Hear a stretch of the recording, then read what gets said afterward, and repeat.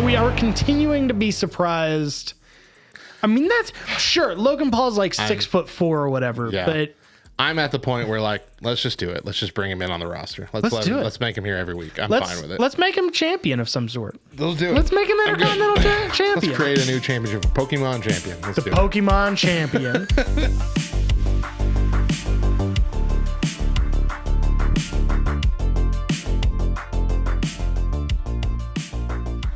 And welcome back to the Two Words Podcast Season 5 premiere. And we just came back, like we said before the break, we just got back off of the Royal Rumble, the first official pay-per-view or premium live event. Premium live events. Thank you. Of the Vince is back era. And I just wasn't pleased with it. As far as Rumbles go, this was one of them. Look, I remember being like excruciatingly disappointed with last year's Royal Rumble. And so this one, I don't even remember how last year's Royal Rumble ended. that's because it was boring as heck. This one was better, even though it had some flaws. Did Edge won last year's Royal Rumble, didn't he? Maybe. It was the first Royal Rumble back after... It was the first Royal Rumble with, like, people. Was it? I think so. Maybe. Yeah. So it wouldn't have been that would make Edge. sense. Yeah, I don't think it was Edge. Who won last year's Royal Rumble? Somebody know. look it up. Anyway. So first, I will say I had a couple of things that I did appreciate about the match, about it. About the pay-per-view as a whole. About the pay-per-view as a whole. Okay. I really enjoyed... I enjoyed the Women's Royal Rumble match more than I've enjoyed any other Women's Royal Rumble match. It was really good. And the ending was fantastic. It was the ending really, of that really good. holds up with any other Royal Rumble ending ever.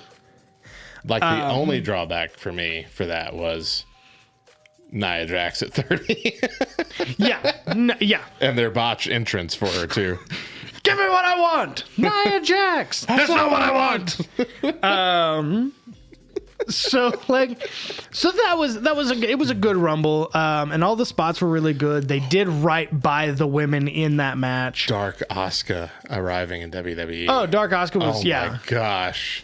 And then her on Monday Night Raw. Did you see her? No, I don't think so. Oh gosh, she just appeared in someone else's interview. I don't even remember who now. Just appeared smiling, and then her teeth turned blue and goo started pouring out of her mouth. I'm like, this is awesome. How long do you think wrestlers hold that stuff in? Do they hold it in the whole time? I don't know. Is it a capsule somebody hands them? Like, I just feel like I did not hate the Pitch Black match, surprisingly, as much as everybody else did. Everybody else has been kind of dragging that I think people expected it to be something bigger, and I kind of did too. Yeah. But at the same time, it could have been so much worse. Yeah. I think it was a fine match. I don't think it was a barn burner. I think it was a fine match. I liked the neon glow aspect to it. That was much better than any like the red hue stuff that we did with the Fiend. And then the after match stuff was fun and kind of furthered the story. I thought it was a lot of fun. Yeah, I had a really good time with it. And the Jake Paul Ricochet spot. Oh gosh. Which I saw videos. Apparently that's been done before. Apparently so, but like it was such a surprising and entertaining thing to watch. How many times do you think they rehearsed that? Because you have to. I would assume you'd have to, yeah. But it has to be a spot where like you call him in, you call them both in the room. Is like, I need you both to sign a waiver, agreeing that if you do this move and you get severely hurt. And he did hurt himself.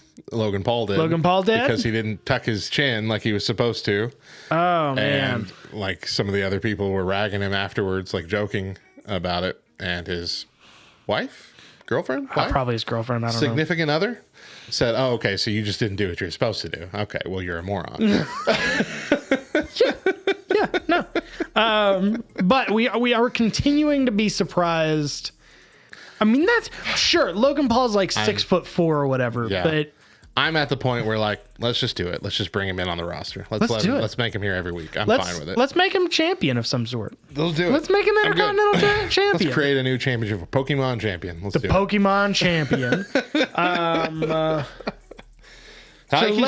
Because he's proven he'll do whatever. Yeah. He's proven he's down for the business. And he's showing up just as often as any of the other guys on that roster. Any of the other part-time guys. Yeah. So that's what I thought. Did you have any other like really good stuff? Good stuff that Let me see here. Pat McAfee. I always say McAfee. Pat McAfee. Pat McAfee. I always say McAfee because that's the virus software. At least that's how I always pronounce it. Pat McAfee's surprise entrance as the third commentator, which genuinely was a surprise for everybody. Even Michael Cole loved it so much that he was there. That was all genuine.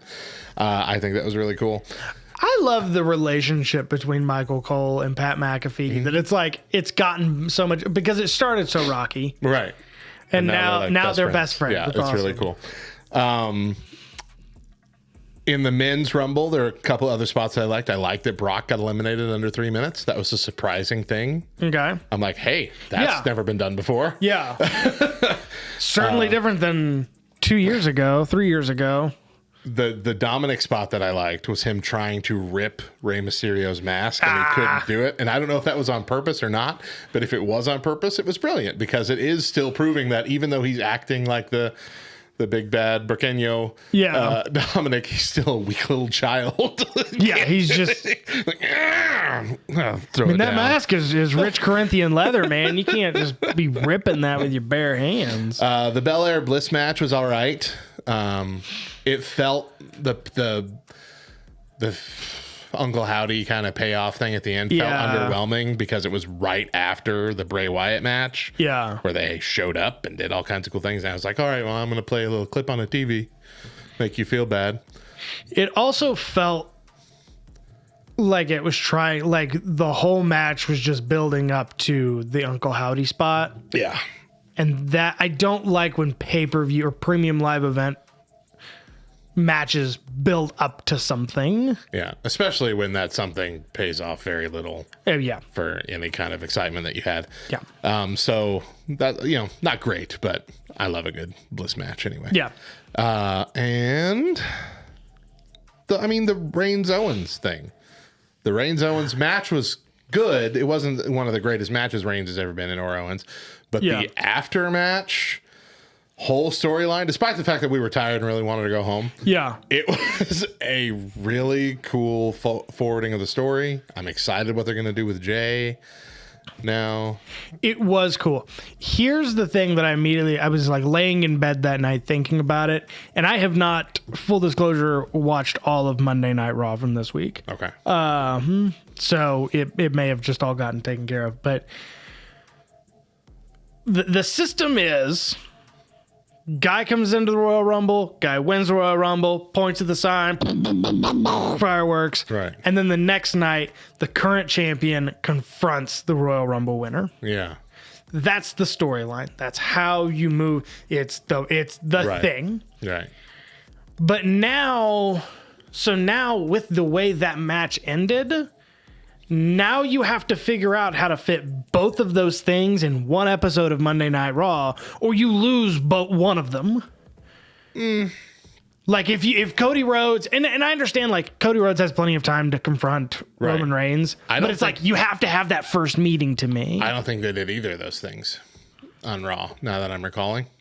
Cody came out and talked himself. And I do remember that, and made it clear, what he was going to do. Yeah. But there was no confrontation with Sami Zayn or Roman Reigns. Maybe they're just saving it for SmackDown.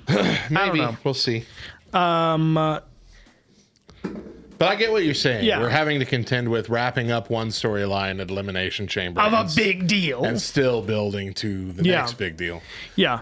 I love that Cody Rhodes won the Royal Rumble, but it felt like we kind of got cheated because we knew Cody Rhodes was going to win the Royal Rumble a month ago. Right. I mean, we just know that's kind of always been the luster. It's like, that's really the one match you're just never 100% certain who's going to win. My thought is I think they still were banking really hard on The Rock. And I think they were banking really hard on The Rock right up until like a few weeks before. Yeah. And then they had to pivot. Because I don't think had they known The Rock wasn't going to be there, I don't think they would have built up Cody's story so much. Yeah. I think they would have let it be a surprise that he was coming back, that he was ready to go. I think they would have sent out rumors that he might not be ready, blah, blah, blah, blah, and then he shows up and wins.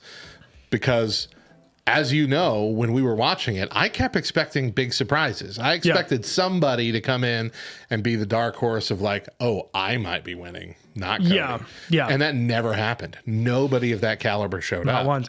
And that's but you just keep segueing to my points.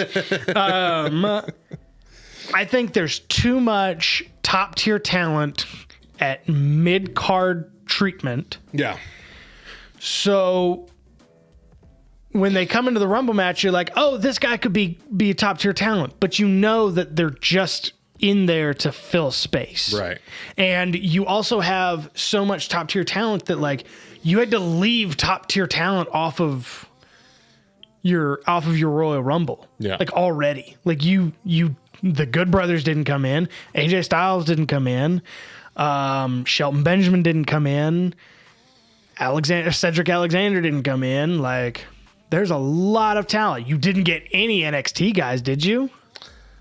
Yeah, I don't think there were Dexter any guys. Lumis wasn't in. No Dexter Lumis at all either, yeah. Was The Miz in? Miz was in for a very brief moment. Like, had you brought John Cena in, even for a 30-second spot, Right. like, you could have shaken up the whole Rumble. Right. Cody Rhodes still could have won. Sure. But like you could have shook up the whole thing. But the way they've set up their talent is like you have to put all these guys in the Royal Rumble to make them happy, to make us as the fans happy. But if you don't put in surprises like Hurricane, in his yearly spot, we know he's not going to win. But like you always watch that countdown and you're like, okay, the next one's probably going to be Seth Rollins. But what if that countdown goes to 0 and you hear Fit Finley's music? Like, you know what I mean? Yeah. Like, also, another criticism I have of this is Cody Rhodes' win didn't feel all that earned because he was like in the last 27. Right, he was like one of the last most, three. The most people won come out of like 27 or 28. Yeah. Like, I don't need him to be number one. But bring him in, in the teens, somewhere like that, and let him have like several opportunities to almost get thrown out and make us think it's not going to happen. And it's just like he came in 23rd or 27th and it feels like they really house. Yeah, it feels like they really did a disservice to Gunther. Yeah. Because Gunther set the record this year. He did the whole thing. Right. He set the record. He beat Rey Mysterio's record of longest time in the Rumble. And like just toss him out at like 25. Still, still good. Still good. Let's see. What else do I have? What other problems do I have? I've already said the Women's Royal Rumble was better, and it wasn't even close. There were no surprises. Let's just stop doing concerts. Okay, I'm begging y'all. Are we getting into this? We are begging y'all. First of all, y'all didn't even like it. The WWE didn't even like it. It was already 3 hours and 19 minutes into this pay-per-view. We have had 2 full entire Royal Rumbles, several middle matches. We know there's one more huge match with huge storyline implications coming. And instead of just giving us that, we have to play 3 packages so we can disassemble the ring and set up a concert. Have a very crappy, terribly mixed concert where you can't understand a word he's saying. So bad. Your A for V was so bad. Yet somehow he was louder than the music. It's louder than the music, but you couldn't understand what he was saying. And then play 3 more packages so we can get the ring back ready for the final match. Yeah. It was another like 30 minutes of pointlessness for one song that was terribly done. And like I get it for WrestleMania because that's how it's always been. WrestleMania was initially positioned as like a mixing of entertainment, the rock music, and and wrestling. But nobody likes that music. True. Nobody's like, oh man, you know what I really wish I could hear right now? Hardy. Country metal. That's what I need. I like it when they use the bands that like played the entrance music of a certain wrestler. Yeah. Oh, and they love use that. them as the entrance. we What? were doing WrestleMania. It was like 29, I think. 29. That's 10 years ago. Yeah, 29. It was 10 years ago. It's 29, 28. Okay. It was the year after Miss Cena. Okay. I think I was 28. And In Living Color came out to play CM Punk's music. And literally all of us went, those guys are black? Like we had not even the slightest clue that the progressive rock band that played CM Punk's music, named In Living Color.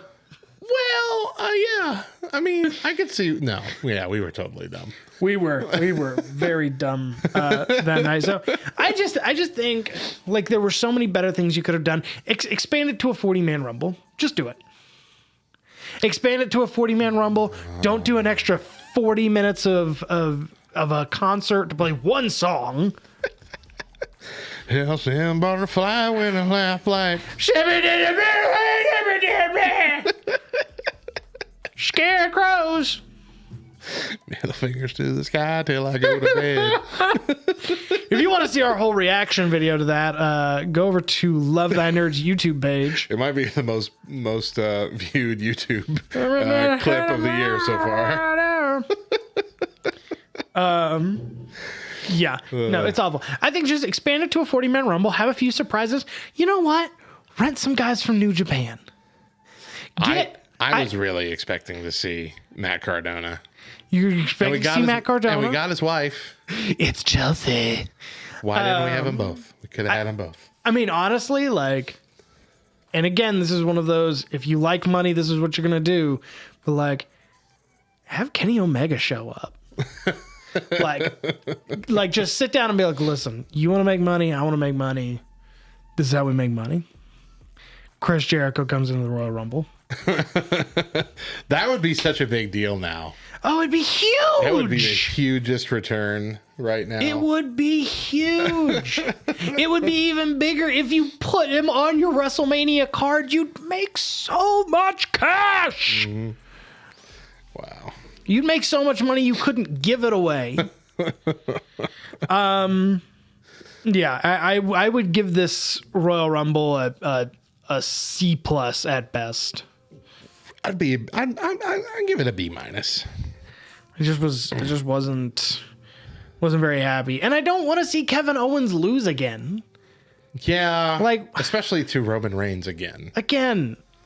Especially when he definitely should have won that first time. I don't care if it was a botch or not. They should have just given it to him. They should have ended Roman Reigns' career right there. Look, occasionally you have to do that. Occasionally it's so screwed up that you just have to let it happen and then fix it the next night. Yeah. I don't care if you do some chicanery the next night and say that didn't count, blah, blah, blah, and give it back. Fix it. But you can't just sit there and say, we've handcuffed him to the low bar to where he can't get up.